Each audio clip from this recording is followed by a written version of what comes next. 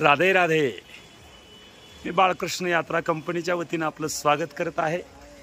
तर बाळकृष्ण यात्रा कंपनीच्या वतीने निघालेली यात्रा अशा ठिकाणी येऊन थांबलेली आहे की आता आपण या ठिकाणी बघत आहोत हे सुंदर असं दैदिप्यमान देखणं मंदिर। हे पराशर मुनीचं मंदिर आहे। मुख्य गंगा मातेचं मंदिर, त्याच्या बाजूला पराशर मुनीचं मंदिर आहे। पराशर ऋषींनी तपश्चर्या केलेलं हे ठिकाण अतिशय सुंदर असं या हिमालयाच्या कुशीमध्ये असणारं पराशर ऋषीची तपस्थली या ठिकाणी आपण बघत आहोत। सुंदर असा नजारा ही गंगेश्वर महादेव मंदिर आहे। या गंगेश्वर महादेव मंदिराच्या आणि बाजूला या ठिकाणी नारद कुंड आहे आणि या ठिकाणी सुंदर आज गंगा दशेरा भी है। या ठिकाणी आपण बघत आहोत की सुंदर असं गंगेश्वर महादेवाचं मंदिर। या ठिकाणी पंडितजी अतिशय सुंदर सेवा करताना या ठिकाणी दिसत आहेत। सर्व यात्रेकरू या ठिकाणी आनंद घेत आहेत। आपण बघत आहोत हे नारद कुंड या ठिकाणी वाहणारं हे झरा आपण बघत आहोत।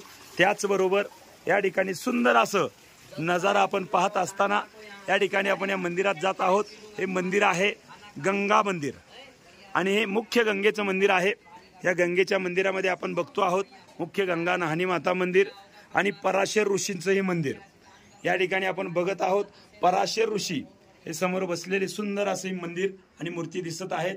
पराशर मुनींनी ऋषींनी या ठिकाणी तपश्चर्या केलेलं असं हे दैदिप्यमान मंदिर आणि याच ठिकाणी त्यांच्या तपाच्या बळावर सामर्थ्यावर सुंदर असं आणि या ठिकाणी आपण बघत आहोत की इथून बाजूला गेल्यानंतर तप्त कुंड असा पाण्याचे झरे या ठिकाणी तपाचे सामर्थ्य तपिन्नला मुप चिरंजीव कल्प वैकुंठी नांदे माऊली म्हणतात तशा पद्धतीनं या ठिकाणी पराशर कुंड आपण बघत आहोत।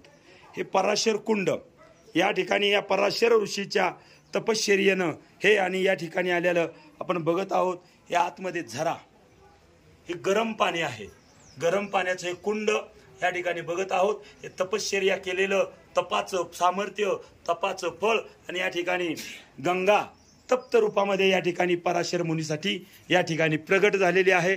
असं असणारे हे सुंदर ठिकाण या ठिकाणी आपण आपली यात्रा आलेली आहेत। सर्व यात्रेकरू या ठिकाणी आनंद घेत आहेत, दर्शन घेत आहेत आणि आपण या ठिकाणी पाहत आहोत हे सुंदर नजारा आणि गरम वाहणारं पाणी।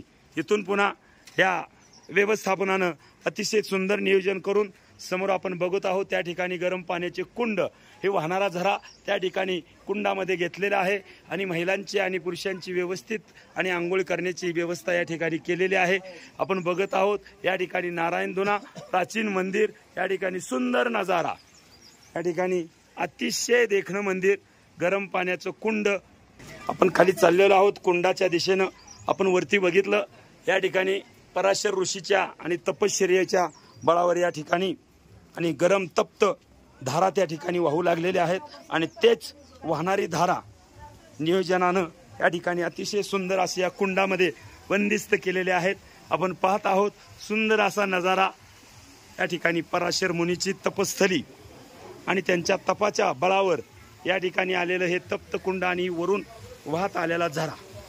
पाठीमागं आपण बघितलं तप्त कुंड, तिथून आलेला हा झरा आपण बघत आहोत। हे तप्त पाणी तपाचे सामर्थ्य सर्व आपल्या यात्रेकरूंचं सर्व नागरिकांचं आणि शरीराच्या सर्व व्याधी पाप नाशन करणारा असं असणार हे सुंदर आणि गरम पाण्याचा झरा आपण बघत आहोत। हे वाहतं गरम पाणी हे बारमाही या ठिकाणी हे पाणी वाहतं असंच अशाच पद्धतीनं असणारा हा नजारा या ठिकाणी आपण बघत आहोत। सर्व यात्रेकरू या ठिकाणी स्नान करून आनंद घेत